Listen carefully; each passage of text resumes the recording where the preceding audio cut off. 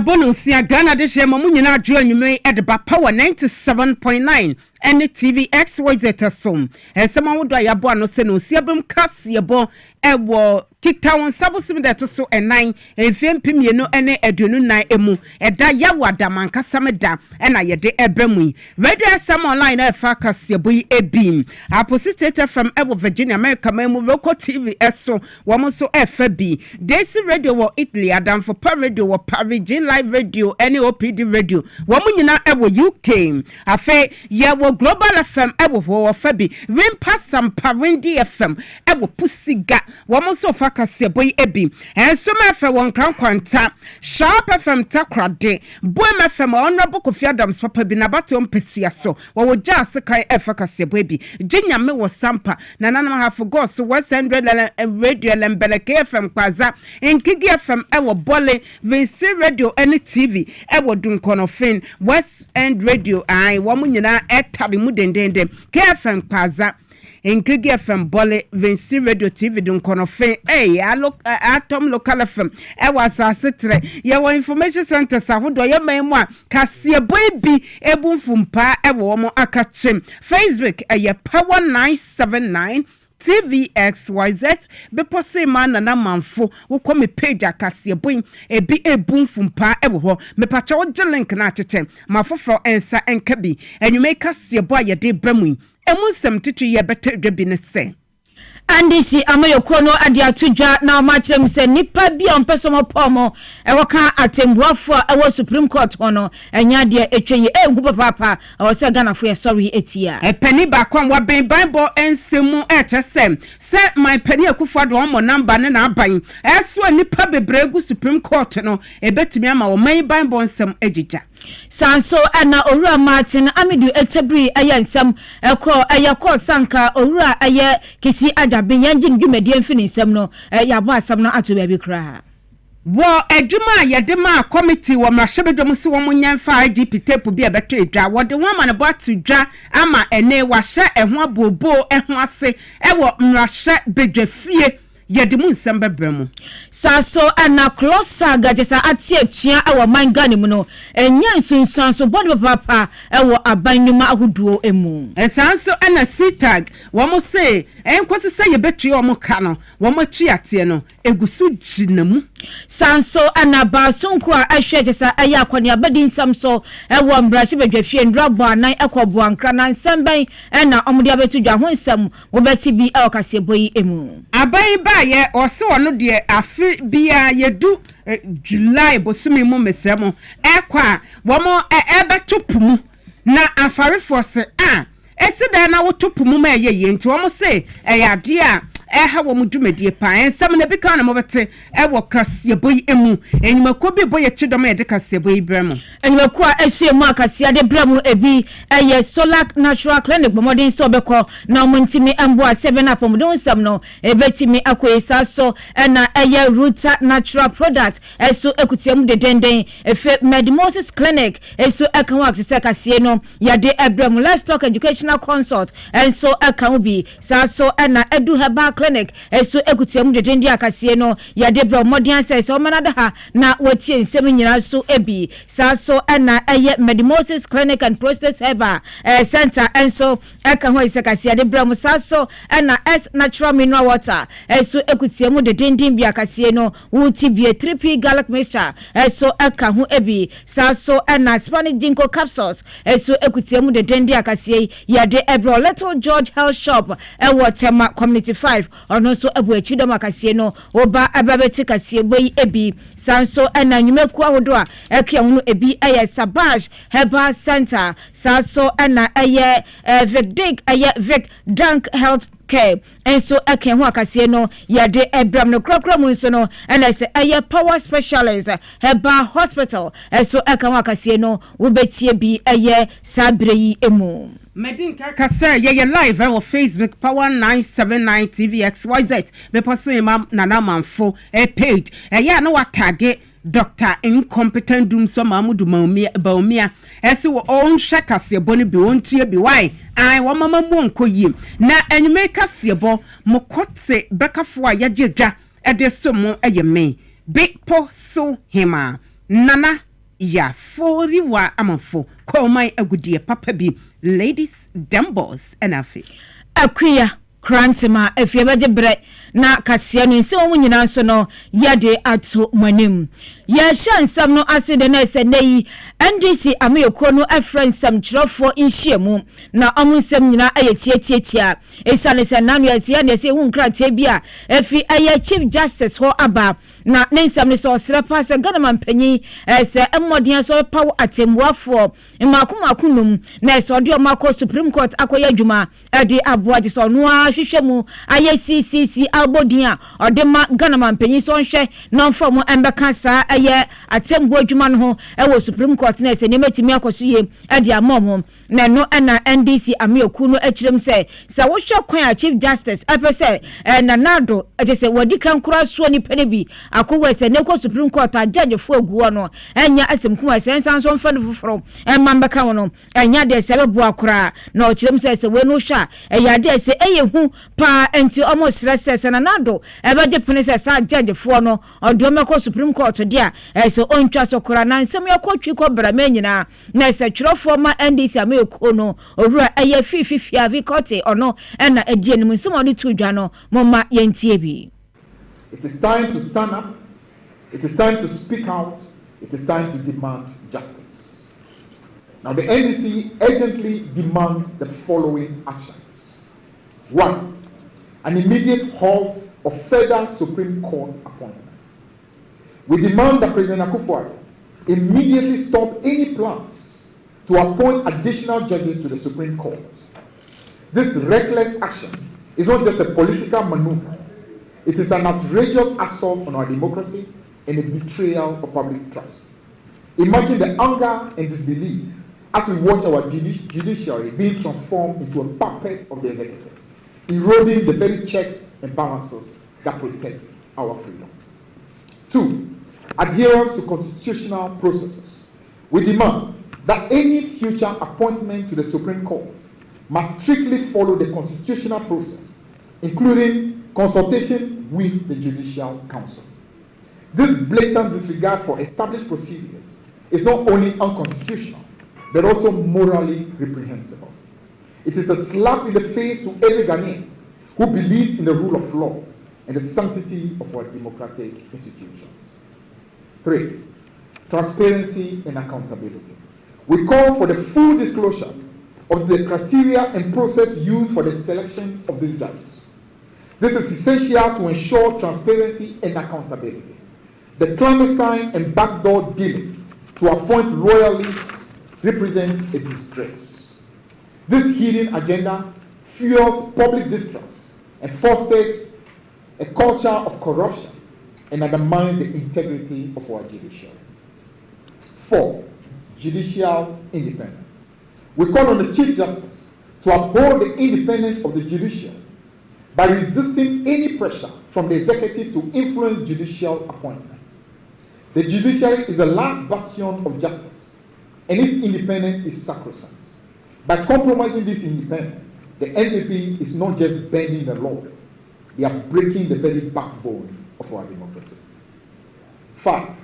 Immediate reversal of the unconstitutional appointment request. We demand that the Chief Justice retract the unconstitutional request to appoint additional judges and ensure future actions strictly align with legal and ethical standards. This brazen overreach into the judicial realm is unforgivable. It is time to reverse these illegal actions and restore faith in our judicial system.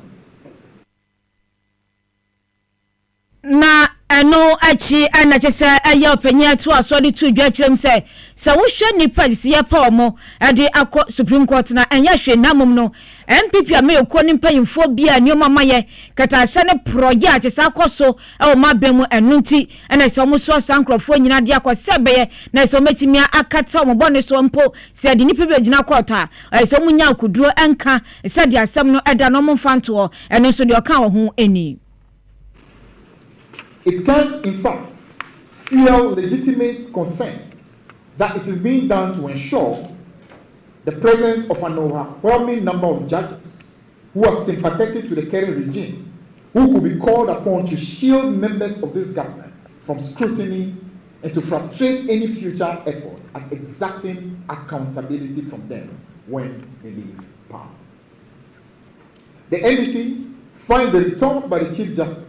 that the latest abortive appointments were necessary because of the load of cases to be completely untenable and without any grounds.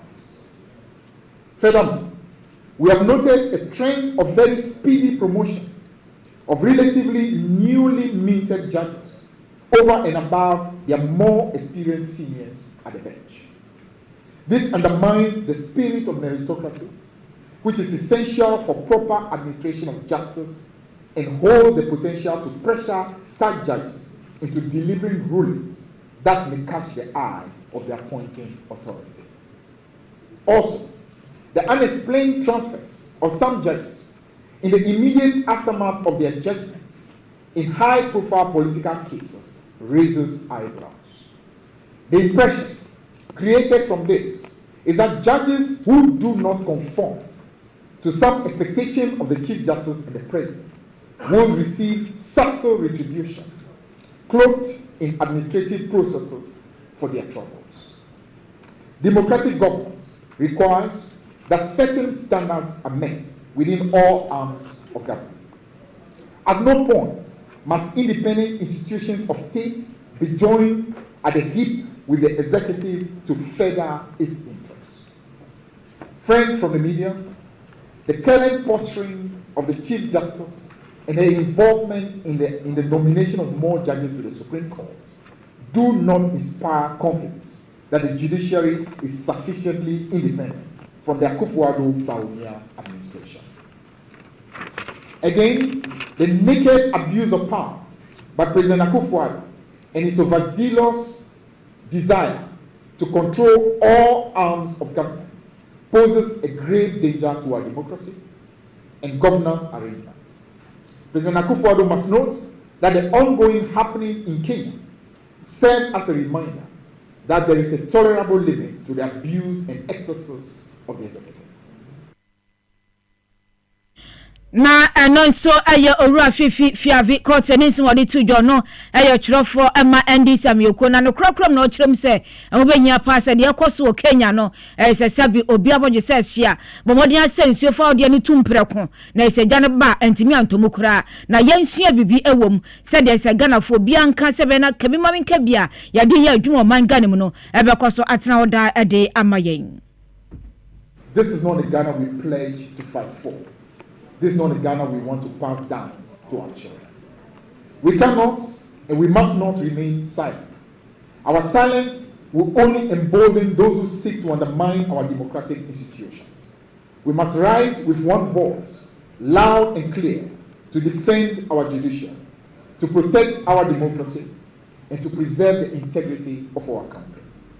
Let every Ghanaian, young and old, men and women from every corner of our land stand up against the travesty and brazen attempt to hijack the judiciary.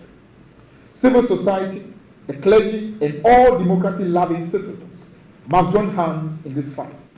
This is not just about political affiliations. This is about the very future of our nation. Let us show the world that Ghanaians will not stand for tyranny, for corruption, and for the erosion of our democratic values. Let us fight with every breath to ensure that justice prevails, to ensure that our institutions remain independent, and that our democracy remains strong. For the sake of our children, for the sake of our future,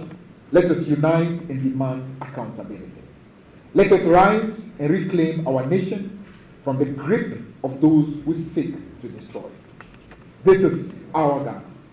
This is our democracy, and we'll defend it with every fiber of our being. Na enono ayade ne ekoso ewo NDC amyoko ni sam trofo nhyiemu amofra ye ekasa etene Ghana force ye miani nda ho se be na niam bi ekoso sa no ye betimi akasa wo ho ebi na motiye no. na yeto ansam so ewo ajadefo a my penny akufu ado mo number na be de che Dr. Incompetent Mahmood Dumso Baumia wono so mo number eja droba ne mate wo mo de yakode chewie wo mo eswa wo mo de wo mo akogu o manyi atemuafo ataye kese pa no na nipa bebra kira adwene ewo ho penny ba kwa wa ben yie pa wo bible ho nsem emu Richard Kumado wone Power FM edi enkomo inside politics dwumedie so enne na wode etu edwa say saa na mo na aban etu no enya de ebebo say wo man bia eye omanfo a wo mo ewo mu no wo mo gidie ewo atemu adwumani mu ewo fom no eyade ya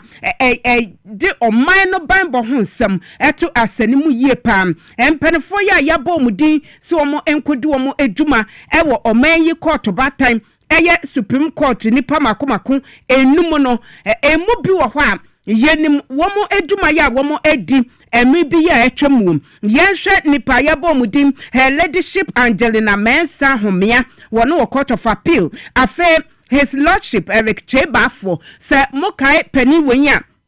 wono ne pia mu pani ya wotena edwamu NCA ensem ya ebabeto edwa emu emu empenifo William Tevimu no mo ekeka ho ye daily wom afa Capital Bank and also emu pani over William Atuesien mokaya meguso ne mo kasa kura oda fiase ye pani ya netena asam ne so edi ya yese onkoda fiase emfie dunum we ne ensem amanfo kafe his lordship Edward Amuakon Asante one also a Court of Appeal afe her ladyship ye Pamela Cranting one also judicial secretary and Justice Efia Sewa Sari Bote one na mrashabedomu dom kuma danu ni Dr. Kesela to forcing ambulance won ensemi ye gusu ka ho asam ye kwakwa to de bia wote asam ne so ya wodie wono kro yi amobeka yi am honorable Abuga Pele esamo kai jida on Philip Asibit womo 4.1 million Ghana cedis won ensem bi ye beto edwa wote na asam ne so na womo so emfie dun wotwe ya hye so womo enkoda afiase eti nipa bebre every meanings the ma sa development ya ekoso na eno na over Richard Kumado one Power Kasiebo and Sempo inside politics etwetwe enkomo no wode etu edwa SS yeto omamu na nipa bia dwe yo say atemuafo ye etiwei we de omo kakọ abanye woteso no afa ebia wo ye DC wo ye MPP a na tese edo oman no banbo ho nsem eto asanimu yie pa wo behwe no nipa bi ba sove ayade bia ye nyina tese ye benu ye ho ewo oman mu nti wo se saa de we ye so de say yeti aban no na wo jai de wo kire no akono bia no and see next say the love for country and I say patriotism na o ye Ghanaian na we can say be patriotic Ghanaian no and because of that one of the critical things I did say so be prefer or to abine go a easy mom because the love for nation and particular case of Ghana Supreme Court justice na yakan baby I offer democracy in free by to America almost Supreme Court justice year 7 no almost year 9 some countries like Australia and Kenya I think they are about 7 and you have 15 already and you want to send 5 more making it 20 next year said democracy no here. And I said the rule of law is critical to the principles of fair governance and good governance and democratic principles. You know, and deliberate something. Yes, say. Now, as a result of that, the negative side say it affects the national security structure. Because when national security all part of it as human beings, now so we citizens need almost with democracy needy and also almost need confidence be our the rule of law and the justice system and the principles of good governance. Overthrowing the country or the government becomes a simple thing for them. And so that is the danger we see as a nation, particularly in West Africa, justices and elections and democratic issues here a little bit more. My trouble to be can say democracy is in disarray. The rise of coup d'etats in West Africa, Supreme Court justices, the justice system, fighting of crime and rule of law, the leadership of the nations and the disconnection between leadership and the citizens. They are one of many.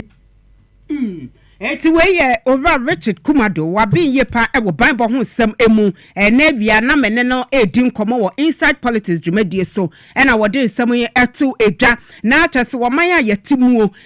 na ye ka say $3 billion enu ni sika ye de ani atoto se IMF wo mfa enum yem na so hwe yatemu afo yasese omo e de akogu Supreme Court na atase yakora ye boye bra akuye ase ye boye bra ne te se de ye wo sika na bu ye so be funny o ma konkrofo aman so e ko srade ya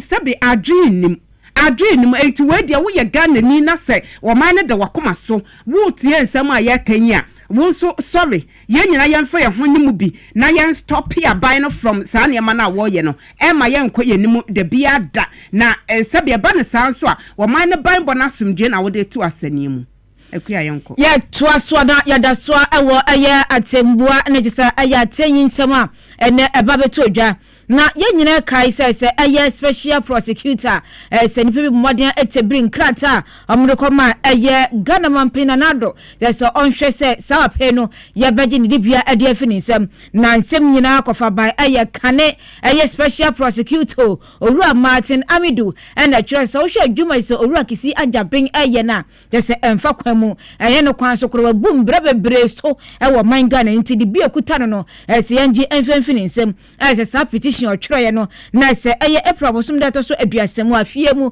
na otintim sankrata no adekoma Ghana mampena nado saka sakrate wantena so entempa na so wo atiko adekoma chief justice so mo na asem ni abenie ni aban no ye no enso kura sense bebre kura ho se na nado hwe wonsam ka anti che se LGBTQ+ wonsam ya o se da bi onye ho adwuma na so ade entempa na ole kwai na Owura Martin Amidu kire mu se wo hwe special prosecutor kwadu de boy no ba ko ani se wabum bre se ye fa so eto ade te se wa British sa embra no eno epa ho so a se wa fa nipa wo mbra se wa mfa kwan pa so eno aka ho bi eno epa ho so se wa kasa de tia Ghana eye atembuafo wa memu se ni nyina ye kwadu ahodo se no ntino wo sanka Ghana mampanyi so petition ni mu na ntempa so owo na tiko eye sa de bia no kra edi efini nsem na Owura Martin Amidu nsem bre no de kware ne no ababeto dwa se Chief Justice Rami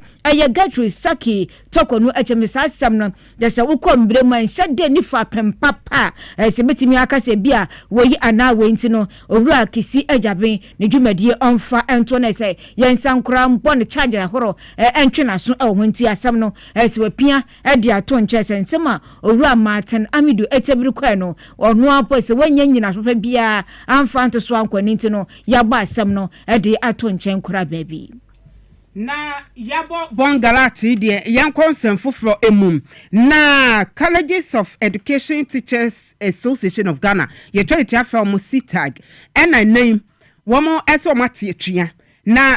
say members ni bebrese womo tuate na nyade a womo de baba wiye nne wo kira ka ho kosi se abai be ye de womo hwehwe amomo womo se womo asetene mu ene research allowances bi anka eya yetua ede amomo be ye mesantini abai no wabu nani agusu ya kyese ne nyina akakam eti womo ede womo ade ekoba se National Labour Commission aten ya womo hwa apadie emo ensem so womo ehye abai ese won hwa se de sitak for ekano wo be ye amomo no akọ back to the classroom no mo akọ trade no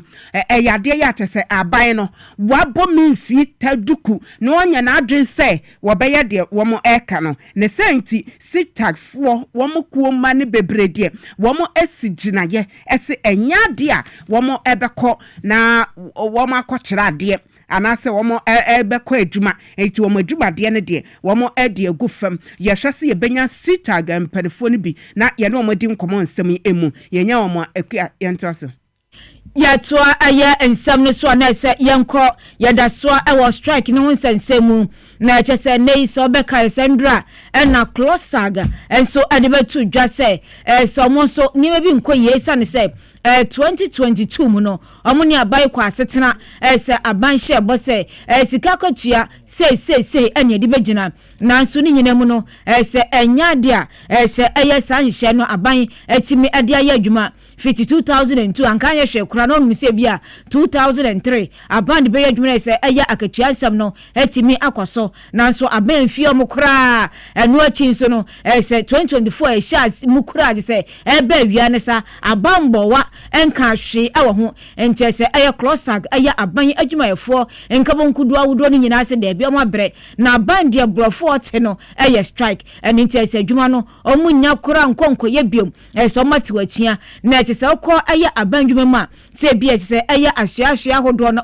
ehwa ye krana na budi a se bio asieye ehodi ete se obe manu ati anu masu ba ko won se danti bibia kwaso na wena se anya nsunsuanso bone ewa aban adwuma ahodo so ete ne se bia passport office na wo so okọ ana se DVL na wo so okọ ni nyina no ade se aka nsinsemu a bibia enkoso ewo ene nte se omude ade se di tudwa asere se aban enhwe na ontimi emboa na se sika sam ni ade aka nyina no onye mfa emomom na sanse me se yankranko ukopuemu ewo mantam ahodo no so asa na se anamusini ebo anan ekọ aya asokwa emese honsam no na se de atia no yenko na se de ensam no te ewo te se aya CLOGSAG asye ewo aya asokwa mpatem asante mantem no yemfa bi emamo.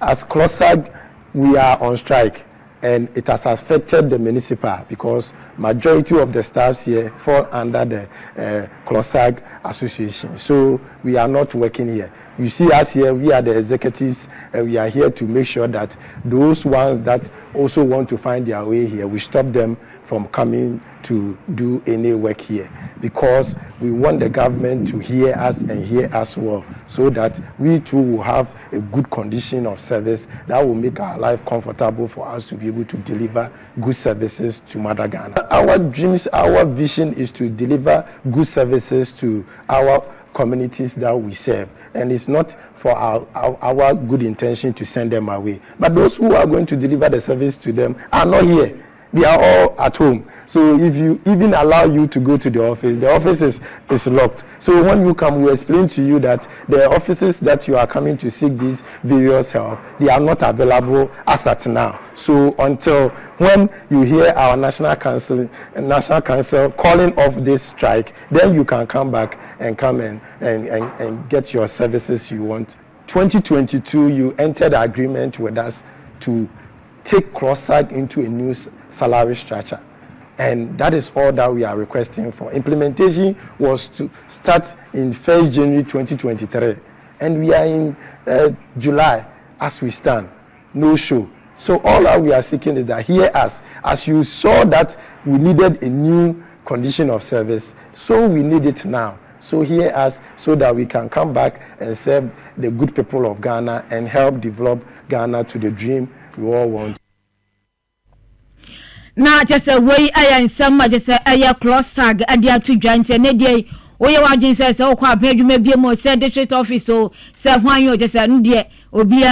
ahome kopum sa ban betie na wa woni o ma ye hyehye na so mfa anya adwuma ade na apese Ghana ye sika anka se mudi bi atutu amona kakraka ato na ade na sika anka mudu ko tu amure mo mfa hwe Ghana adwumayefo na se niam nso nkoye emfa emomo.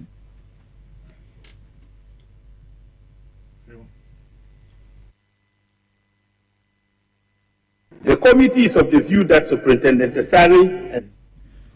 na yeto ansam no eso akopiemu ewo mrahye bedwafiem esa say amanebo bi ya womode to mrahye bedwananimu efa lead tape IGP ho George Kufudampa omo number bako say papa yi wono ne the West IGP Ghana yenya ewo yema yi emu eti womo ese tape aba enipa bi bo pose yenyi papa ye emfiri ho say IGP eti mrashebedwuma chiamahene papa bi right honorable Abonsman na Bagbin wo sha yesem yenye mu nhwehwemu no committee no wo mo ewie wo madwuma de kotu dwa e wo mrashebedwa nanim na fe na abrewa yi poma wo kwai mu a wo mo bobo ho ana say wo mo debate na yenyina nim say committee no wo mo do mo ama ne bobetu edwa no enipa ensia no bia de ne nsa sha say just dwamtrani e de ma committee no honorable Samuel Atachia and ono de o say eniema bia ankoye wo committee na setena mu eti wo de ne nsa sha say anya yie bra ya wo mo debate wo ho e wo mrashebedwum and wo ka say yetna asese committee nipa bi kura petition committee no ya wo mo ka say IGP George Akufu Dampare sabe enipa kumbi akoso ya wo mo echa say wo no ena enama na basa so ema asadi koye yese yema ho kwan ema safo no wo ka sa brante bi edi jeli waye yire di se wo bedi adanse wasem ho committee members de bi mo nso mo hu hwe ni pa no mo te committee so buoni gidi amanfo wo mu Evia si abatan for crowdum, ye can ni pekum ho asem, momma ho kwan, ni anya mo nhwehwemu a, wo mo se da bi, Sami Atatu asem, de course na ni anya wo ho, enu nti, ena wo ka se ne wo mfa nsa enhya se nti. Ye ma ho kwan ama ensemu bi ya nipa bi petition committee ni so mo enhwehwemu na etese IGP say ne nkomodie ewo one bugri na bu ntam obetena committee ani mu ana wasai ana sempo wakantam ese wone na di nkomo ba akopɛ ba ebosume nwotwe ntam nie nanso nipa bi aka say da bi ade na bro sa ne ye ka say ne ye nkwohwehwe ne course a waye emu na yenhwa say wone bugri na bu edi komo enanse yi entamwa nipa bi wo committee ni so da bi wo mo empene eti wo se niam we nyina na se wo dwene ho a want yasese ada bibia akoso wo ba bi ana enu nti onfa ne nsa nhase se de na debate ne koso e wo mrashebedwam yentie bi. The committee is of the view that Superintendent Tesari and Superintendent JB appeared to have acted in contempt of Parliament pursuant to Order 30 of the Standing Orders of Parliament 2000 as revised by Order 31F of the Standing Orders of Parliament 2004, which states that, quote, any of the following acts of conduct constitute contempt of Parliament or breach of parliamentary privilege: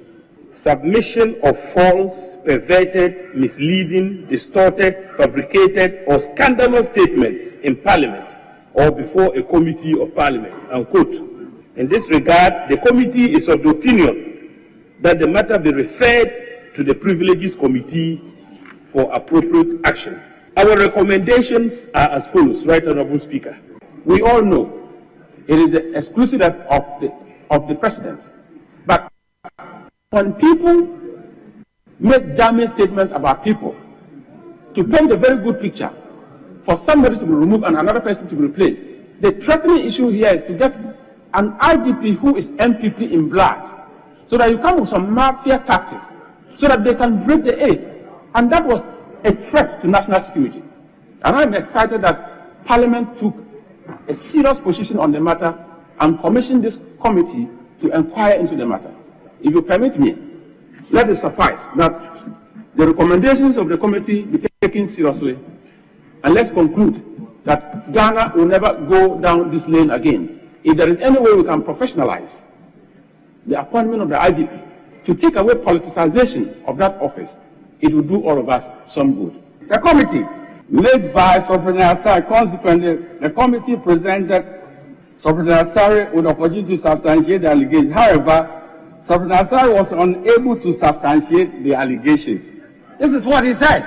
But that was not the case.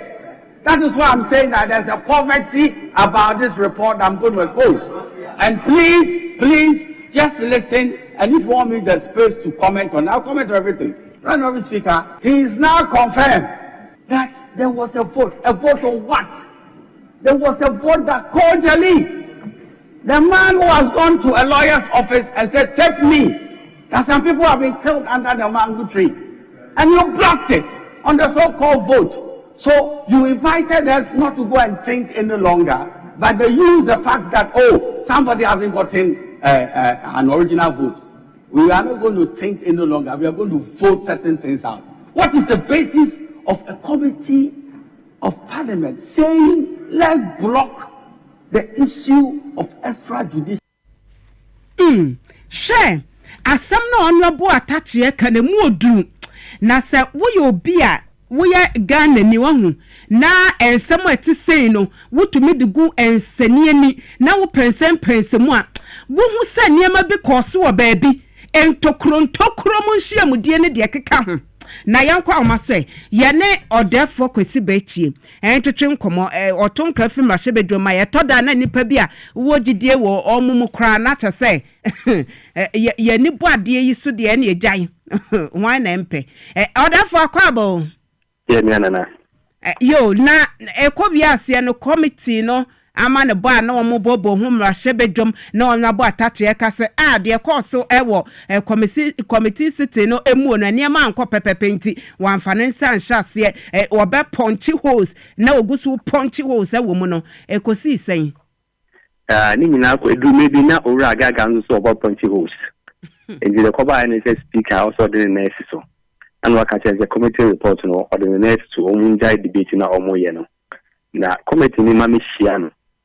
na committee ni san ko transibio na da bi on fi se enti ase anya adwuma wa abra omkoye omtrase no omututu ni nyina ansa no wasa the report na ba and you see that report no speaker the next say enya ade a ombetwa debate ni so until say committee ni ba bi hia no na from there no masa kwa ko hia bi ansa no the report na ide na ba the speaker didn't announce no ka che e ma shobija for me say even though social media certainly has gone beyond parliament, a man for actually they are possible. But Mama said the media and can was them for now. Yes, and sure for so many our Hanam, the show can social media no. Yes, so any no move here, and in said the SMCT if you haven't. It is a can was someone. Yeah, yen who said this year can say yeah, and cofa the money the man as I say to 2 years. Let's say the basabasaba enye Ghana nkwa na basabasa ne be de ebe kaye ebe ama hodo a omuche enho hia ni nyanso ebe ebitima kaoma ana so bi so bitima trim na o de sase ma ba yibibi enti o continue kan chance and for say my enye adwuma de but se be ya ye kan ho asema you see the bisi akan ne kan na shebija fo nche se ye kwan so say ya asumdie ana se committee no kwatra se no mu de enti ase omunya enti ase no report o mu de beba no Parliament begiatum and some message on the same day that report a year ready our Parliament editing message bia na omo entrase a omo sakotena ase no emu no ebe koba se bia nipa bia na omo pese omo di adanse wo mu aye ka omo hyeye no eno no omo bete ase ama omo ababie wa na se we no ye report ne ye twere eti obi a ema ye nkwadwen kromu na ye mfa za report ne metredwa Nana, oh, say, me wa hanu muntino. Question, I want to say, me na mibisa question na anko bi a parliament bi abaka say the speaker kind man chair na but name is only hanu muntino. Le bo akwa we say, me wi na anka man for kwa person omo comment e wo bibika. And the speaker say omo kasa. But ora no don pre kasa no. Ora no don pre speaker kan wi no ora no don pre majority chief we kasa or the speaker say. Ese wo tu sa na mo no. Ya o de ni nyansa etu sa na mo na 29 SCSM no so ento bo speaker about say why esa ento say the colleagues say obi anso nti the speaker head na kan ento obi o sorry o person kan say no bi e di ni ya o sorry na ka so o speaker ya bo about say why say em na say be jeni ojan ma de say ball bambo isi Sulemana obo speaker about you ni ko be kan say mo for speaker kan say is complete out of order o rather fear response speaker the bo speaker about can the speaker running out of order and the speaker to the nice say no say ma obi am na se be ni bia enkan wasem bi because say committee ye adwuma na so report nye enye ready e ma se be da for ndum tu mu a untin kan report what say am no ka say there's no committee report before parliament because we ndum tu is still at the committee level and yen na komu kokko yi omu dwumadi no mu ba omu speaker be shi ansa no makoye and be speaker ko share wo mu a sense of reference or the ma omu first e bia obesisem anase di amoko amunko emse munko no mu nyina ati asese sane adia tu anya ye ni speaker akata amanti aseye aduma de kwa ye kwa ni si pepepe se omu frɛ amanfo mu ma be di adanse so mu frɛ amanfo mu be di adanse ne de se committee sika no mu hia wienum ko so mu dwumadi na sa bia ye be sa ate di ntia omu kwa anaso omu kwa ya ba ansa na ate de koso yo ya te order for ya da sepa enu achi ne den na akoso bi ma hye bedwum ene ma akoso ma hye bedwum se owura osofo hwe ukate mamu so ene sorry emphasis any thinking so no local government matter dey mention cause at the general na say job be eba tie owura ku je to abra kwa obusa ne say pass a garden for asase a ye ton no mu de no so no as a minister no otu one na mo ama container ba ku kwa ni so no ami akwa ko yi fi wono na ka ba ko a also ku yi fi but o say of family akwa so no de kokoko yi enti ade ha din pa say abayan sase amanfo efum fa na say minister no ha no as also afọ no oni say de enema site na pass and guard na ewo ho no ma eboa o man Ghana no amanfo bi efumfa enti enu eho asem no ana osuafo a ohwe friend say apide any adwuma so labor and employment also by e be yi sa question e busa ne say senate for edana ye say ye ton ono de no nim fa ho enti ono so e che na jo say onim bibia obitima ye because I'm no NPR can put the report about say ma senate and go ahead so be side omu twa side nim answer and you know say omu yes anu to the NPR for the car and the nema issue be free kira bia no o mama say be for no iden aswate no ku je to fair and for no the two nim say that state captain wakan wasama kaka ekoso ama to say ajaje fo adan a omuwo e wo American embassy kra no ya to amobi and the say kra ne ajaje fo gina court and say ade ha agent nye ono okuje to nko an e ka asem Ghana ni bia mfana no ntum na senate asem no so de to so bi mu no adwumaku a senate boka bev 40,000 obone tofa ne yanko wa iti ni na de nko ya no so ogura kuja kuta bo ase abrakwa se de enema akoso obi amfana no ntum bi na yenka na se de oman no amanko bi fum oman no japade fa no ya nyi we bedu mi bi no ya chiwo no mu ya na ma no bi aka tese square ready adon kan obi ya de it's when in some akoso na se de jom pende okay ya da ya ho adru ya da se ebe ye eba de se ya kia me wechi nso no o kasa aye se wan hwa ne manya bi moja na no hwe enti odafo kwesi be chie ya ma ne bofo woton krafi mba hwe be dwoma ne yete ne nka asem wei committee asem no ese yetase de se besepa de konua ha ba nya sa amanfo bi integrity ensem a yenim wo mu no ebe tofem na mo message sa ababie kwada sempa furniture works and was say Kasiebo ekoyie papa o hweye free edum kumase ye chiachia mu nyina wadum o ko be gh o say be say ma ya sem o se matade style no ama o sane de o kana de se mekasa wata se afe Lydia come enso se be se ma o ho ayefe ene akua krant ma ye tia mu nyina teacher kudo pepa enyina suso ono se mo de still mo odidi o saba omiemu ya semo Lydia come eso hweye aduana ba piesie gemfi na wonso a wasem a wotwe kura entasum mentiasi o trani bio san fabra wai kokorete wade no abna ensinyame ye eso say okay was MPP omo ya de pa yo eno ye wadwen kire Serenity McCarthy eno obisa nipa ne se wo ka se English ayo wo mate wo se wagwa comment sa pillar 2 ese Dr. Baumia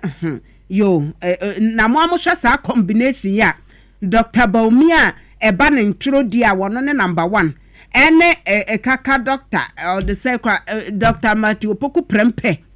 wono so eba na arrogance wono nie na poye obia sabio we need that sense of awareness say me kasama me enye careful eba ne kasamu na ponya sorry yesi wo kasa wo mo ete wo no mo ye mahwom we rani mo ho osre ebi ayema mo nso enhohoro mo anim na mo hu kwan mu dia think deep kwabena prempe enso edibi baye Kofi Simon enso na chesa kwa ne de okan no muyi na no set Tony Bonsu freeze boss ono so ese yo na de MPP for na de page na form Oscar Jones so edibi by William Nyako munya messages so se John Mahama wono ne obi oboni swade hu pa obebo Ghana Nelson Kofi na Kwaku Washington o se odo ye pa yo yate owusu ejin enso edibi by o se wo hwe ye fi Italy ya chia mo wo ho na afe comfortamo eso se ono so hwe yen yo manu kwadwo SNPP never again no de ye ntam kese pa paso Kofi enso ese wo hwe yen Doneba Abraham ese beposema you looking beautiful thank you Kwaku Washington yo mo message saba mon koso mfama be kan amamo na power specialist herbal hospital mamen kan for Emma wo mame Beatrice Akosi adua ya wo se dom peben na abu wo ni padua nimu ya yentumi nkansi wo ba makachi a ebibidura no onam ye de beka saa dompe no asi ama ahode aba obi de ye kompo o se na me kompo de na kompo ye nsa hwan ka kire wo ba power specialist herbal hospital ye be saa ma wo obi de ye fibroid ye ma waduro ema ne nane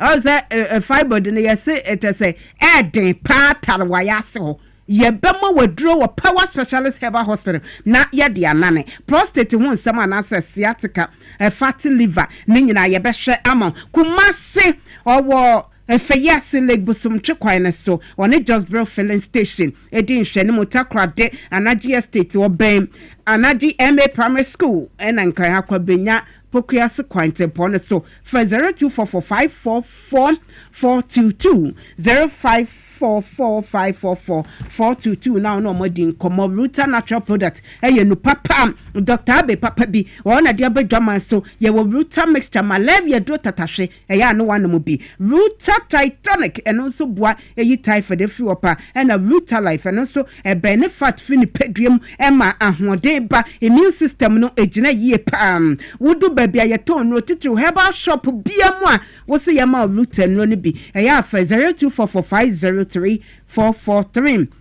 0244503443 afe 3P garlic mixture also Piwak natural health and a dear doyi aba 3P yanya odeni yeto so ana ya sorry say ye kasansa na de Kasiebo ba na medidi akua mekope kenke bidie also ja adwuma ye den wo ya na chase aduane na twu ho me sorry ade mekope bibidi me wia 3P garlic mixture and a menom improve digestion papa numu bi wate wo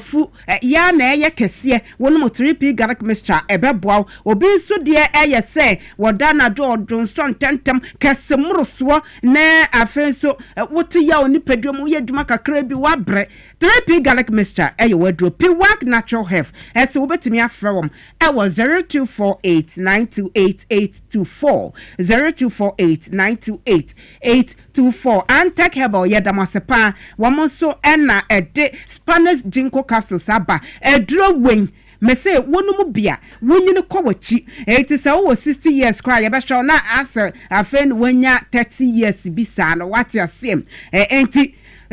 Spanish ginkgo capsules nanum bi madwen boyi akoma boyi sanso na mogedi afusa na ye ewo ne padua nim na what Spanish garlic mixture na capsules nso ba eno so wona ase apagya wo Johnston tentem cholesterol boni bia ba oni paduam anase wo bunsa wote yaw ewo mu wadro ye Spanish garlic mixture ene ne capsules nanum bi na ebeboa wo wodu ba bia yeto no bi ebi wo ho ne dodo mo kai drug lane abusu wo ho ene Antec herbal enu komo e was 0266114111 0266114111 ekia na yamfa asidani bin so Emma Little George Health Shop I want tema community 5 Little George me pacho ose bra na edro bi a wo pe bi atono obenye bi ewo tema community 5 se eho na owo PV eye obin runabout na fe eye presby asodan no intem ho na behuno me pacho edro bi a wo pe omanga ne mu je se wachie na unya bi a wo kon ho a obenye bi ewo sa so na be bi a wo bia ne kasa ode edro no je se obe package kama na ode asendo me pacho se bi pe eye kwa mixture se ubenye bi ewo original pa no na kachi na ubenye bi sanso na ndro nyina nso no ubenye bi je se okwa adwumayefo no nso no omno bekasa kama na mpo bibi a chi wadwena wo yade wo no omno bekasa okwa befa so no madu okwa wo so odidi ni nyina on be kyerɛkyerɛ kama na atimi aboanti mesre so be frɛ no ewo 0243 140213 na woni eye Little George Health Shop akasa na fendu pani nyina nso no wonsa atimi akabi saso na yade aseda ne bi ma eye Sabash Health Center me pacho osebra mbema ese mo chese mo dobnada ohu ese waye krawa untimi nya hwe bo modin ase odu ani be kyerɛ sanso na eye wo ho nsem anampo no hepatitis ho nsem na fe ndam yade woni bi wa mbo ho ba ese waje wani abroso wakoti yade modin ase obenya bia no na ese atimi aboa saso na ese koko se afifi wo ani ese pramoja se bia yom so atim untimi anya ho hwe a ne nyina akọ behwe atimi aboa sebeye na ese ho beto na ese obetimi apene chira kwan wohu betimi apene chira kwan ese ndupa no wonsanso atimi akabetimi afre no ewo 050 006 4000 050 006 4000 ese ono nakasa na efeti se yade bia ha obi afakọ na ombo nkra ha no owo ayela pass New Market Road ese hwa eneso wa obetimi apene chira kwan ese watimi aboa wo na nima so akoye ede amaw ewo honom ye begina we so ho na ese atwe ho aba ye ba nsam no de aka dɔɔso ye de nyina so beto aso ede amaw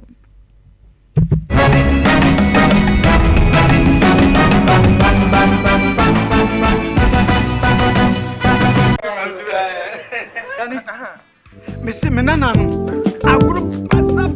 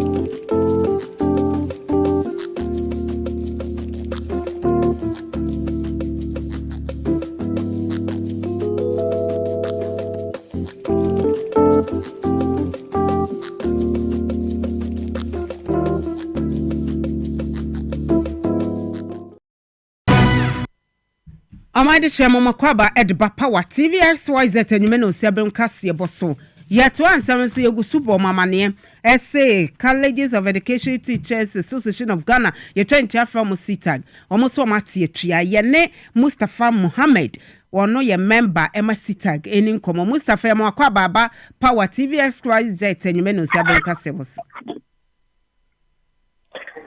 Mustafa. Hello. Yamu akwabo eba Power TVXYZ tenyumeno sebem Kasiebo so. Ya ena. Yada se ene bra wenya de amaye. CLOGSAG mo strike na eguso ekoso. Pajo ejina mo pinti ekoso. Na monte bibia wo aban ho. Yo medafri. Ame franchise no konkoma wahwefo nyina. Na menchia CLOGSAG for mo jimra omutie mo hwe enyumre enkanka concern members of CLOGSAG, the engine room of CLOGSAG. Na otwe mienu etwemu na National Labour Commission FAA any Fair Wages and Salaries Commission. You could share mu ona mo ka kire say ye dibem ye strike ni illegal. Now say I say dey e no mo dey tu enim sanke be ya anka ye ntwen san. Now so Omatabri Fair Wages and Salaries Commission the Omo Court 26 I was seeing a tremono into 27th Yemra Yembesia na baya Fair Wages and Salaries Commission no Omujino Manamono Omonfa Dancy DA near Omo National Labour Commission Omo Share Mrasa Monyamano Omasha say because the reference implementation of the arbitrary awards. Now, to the no, now 26 no, Fair Wages and Salaries Commission, court no. National Labour Commission, so, intimation, I'm almost like I said, striking and sign. Now, striking it there, Yadia, the Bekia sign, the Bekia sentence. I'm as to say, a strike no crab a national security issue. Anything about our Osia, dear, what to college education, ever see, ever share longwa. Enti nano fiadano deputy ranking member of the Parliamentary Select Committee on Education. You were Dr. Clement Apak. Eddie Figure said, Parliament, Krano, almost ferry some CLOGSAG. Akache say Yankee a strike no, and since if he said, I feel a criminal, Omuye Bibisa, now so some Krano na bino, Edafigina, 1 year academy, Tia 2 year, and the Quansono. Inti and you may be almost a Minister of Education. You will have Dr. Dichum. Sombra, Mercedes Jumnombe, no, dear Tina CLOGSAG, it's yeah, for now, sending a moon to me and Caribbean found. Nabadano, you will have a Dichum doctor every few Mercedes Jumo. Now, so also Yano, Kasa, it is a labor issue. Inti, no, and Yadi Obekasapa, now Minister for Employment and Labor Relations and Kasafon. Hey, Papa. I see a cable, yeah, for strike. I'm a to the 4 year of that salary. After the Chile, the Mudiakam. And then you say, CLOGSAG, yet under GTEC, I want Minister of Education, what yes, the moon credit. When also I have some onka. And see, Mercedes Young, true Speaker of Parliament. Adding some no questions and comments beside you would have to mean at watch and can say, the Sara Cadia, and yet, Mercedes. Don't come on it, don't do no. I'm a candy for no money. Omonka Musim Pound. Now, I'm Minister for Labor Relations and a Minister of Education. And say strike, you know, it is still in force. And yes, sir. And 3 in court now, so, and then you won't crack idea. Teacher Trainees Association of Ghana tag and a Minister of Education, Kushim. Oh, what I say, Omono. Minister of Education, he and paying for one Shimuchna. I am contemplating them. Class MBD and National Executive Officers, and National Councillor, A3 Minister of Education, some HS or Chinano, you will Shimu. Okay, Minister of Education, the BR side, you know, it's right, you know, being here,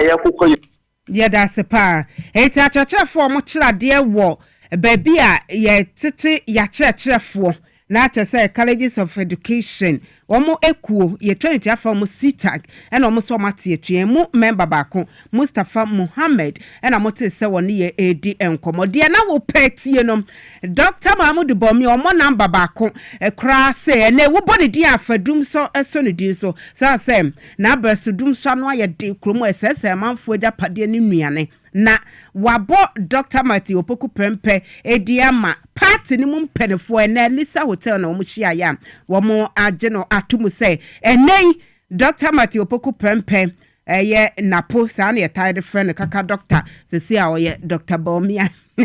ne rade bait party ni mu de na chasa mu besipa sa napo bebre eni nyene ho so woman in na ho se okasa chaka wono na no owo education ministry wono so de comprehensive sexuality education CSE eba ama ye ma no sabi ya kire omo tumutumu nsem no na ye bogu yesi ye mpene ma ne maso wo ba energy ministry so wo de dum so aba eti na podi eba no ye kan ama yosemu a baby okoye nyina wokosei ho free SHS na abraso education ministry ene ba ye se wo hu ene wo ba no wonya duane dia na wonya duane ni wo school na ayi nsonkonso bed bags sa de ba ye wo kroma na nya sem ke 20 de omode na ba eno no o de ba besia ye nkofo o de ba besia ye professor papa bi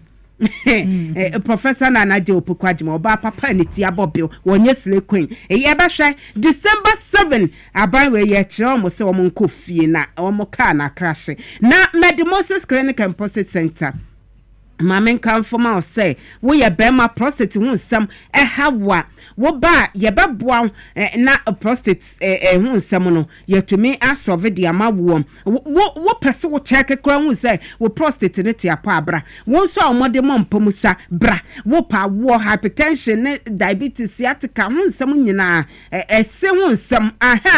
nipa de wo se ase wo dinini eti bra Medimosis Clinic and Prostate Center na ye hwa wo ya tese womo de edro sonko aba Montese Medimosis garlic capsules ya no wano bi ebeboa yie pam wo hwehwe mo tia kwara wadanta barrier wone police station de nhwani mu ASL building mu ebo Ghana Highway Authority yard mu ho ministries wo be ho maje kojo on school for the deaf de nhwani mu kumasa hinema kokobe fa wo mo 0244068447 0244068447 so na yadi asidani bi ema solar natural clinic or se branesa obeboa na watimi agina nanso kidney yadi ebinesa atiesi so esetete wo anampo liver no nsensem ana ya wo nsem anu nyina kwa obeboa sa so na bi eso bi ho ana ne nase anyanyam tesa atata ayeyema asoso tesa wo nsem a na esa aboatom ne nyina o se brano behwe na watimi aboa ntimi sre modern so befre no ewo 0553 932-631 na iso behwe owo mfidie poso betimi aboa na ise bia de na sie nyina no epiapia bonti betimi amondura ise no so ebetimi aboa ye panti modern so beko solar natural clinic ni enhwe na ho so ento ne nya hoden a ebetimi amoatena se acha ye adwuma de ahwe wo ma esimo adinda se wo hwe efi mem likum yo yada say let's talk educational consult or say for bana bra na yen fan infantity yesonko emu we ya ba fodie akra no ye hwe ne talent woni mu ne ye ye pie atonsupa e de go so entrepreneurship public speaking technology ne arts e wo hom wo gen kora fi 6 months ekosi 6 years wo mo de omo makwan vacation bia enim eti for bana bra Wawateshinungwa Estate, Mango Street, for 0249 069821 0249 069821. So ana edu heba clinic se modia so ba no ntimi embo 7 so bedo ho meka se stroke achichiri busuani bi ehedem esenei ode ne ho ende bibie yeye modia so ode meko sanse o makodare wo se okun fa so etu stroke ase emanipadua no ede ne ho na enu achi ade bia so kwa o mehwew na se watimi aboa pa o hwo mo se mankasim ba fi krom ho na headquarters no se enu achi nso betimi afre 0558 379-545 na esa oni omonkasa no mombo a sebeye na esa yade no metu ase krokrokrokro e ma so na omode SM bitters for the men me pacho no numbi na gina wonan so hu pampe na esa wo so jo samba jo 3 points na yen sanso mbonsam emfanka opekra mba akoma je se obedidi kwa no ane se wenya SM bitters ne bi na watimi ano nti momode aso obehwe bokira kwan na etimi abebi atondo bia obenya bi so atona etimi aboa bana big mic mo no ohine ba dia misere o te so sorry Lovina nana foriwa ehwe wa my love emoji yeda se same zameku eso say NPP never again John Mahama all the way now say Kofi so edene de by now say NDC ye the obvious choice edema Ghana na ex natural mineral water so papa no mu bi ye watenti kukruwa ewo kese ewo ho ya tese ya twe fi emipom bipom ade bia de bia meka kire papa ye de infidiation ko na aso ne so enye ya no mu de bi no mu nso a obenya pomuden mapa wudu ba bia to nso bi wo ho melcom shop bia mu ebi wo ho ex natural mineral water was simply natural ya for 0596273546 0596273546 and 0596273547 Saso ana yade yenti ana mesresa modin ase se obetimi atwe number we ade ato 0549951211 number so twa to bo pa danko ebi behia ana sesi akra hia esanse bia we live no se angwa ta ho enya semkuma saso ne bia se work hospital akatwo se bia Johnson protein bi ewomu kidney hu sensema na se kidney stone ene ne aka bia modin so beko Vic Dark Healthcare na matimi ahwaw na ese ho so ato ye panto do fomesraw ma yade mbunto ma yade ma mba brewa ma yade ma unsu bo modin so beko na omu show ye na ese wo so ho atimi ato ye pa je so ko ha Indian drone ade na ese mo de behwe ma wo so ho atimi ato ye na asa okay. Na we enkaiba yesem pase monsha ne so emaye Elijah Atta and ordina sem kodan ya posifo esem ne ho kani asem yaka yesem Ghana fo momo aye wate na maame ne yenhu no Paulina Lamisi tamawes wudu okra endi se madon fefo ene no wayira ya hwehwe na chi akwa hwehwe efi jumbo sumile to su dumienu edebesi sabe ye hu ba bia wafa eti wose pa wo hu na chi akwan bomodia esa police fata ye bia ebe wo wode hu amane bobe kwakoja maame Paulina Lamisi ye kase na so wote ye nka wobusuafo ani abre ya wo mo ehwehwe wo eti ba bia wo bia brefie